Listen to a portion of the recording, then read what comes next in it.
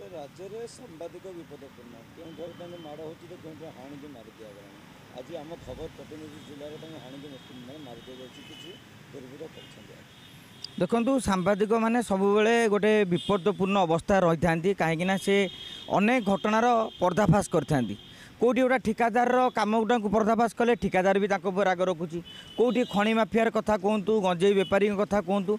अनेक बार सांबादिक मैंने आक्रमण शिकार होती जो आम सब दाबी कर सांबादिक सुरक्षा आईन टी आसी न जाऊ एवं आज जो घटनाटी घटी जहाँ समस्त गणमाध्यम खबर प्रकाश पाई जे जड़े सांबादिक को किसी गंजेई बेपारी बा माफिया माने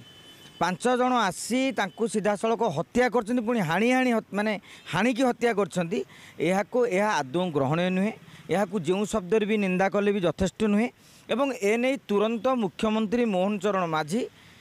कल्प्रिट को धरतु घटनार अनुसंधान करूँ खाली सेतिक नुहे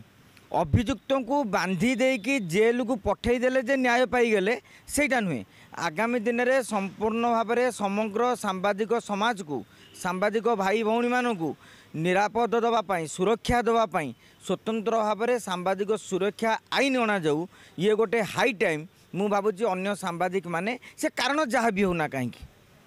कारण भितर को आम जावा ना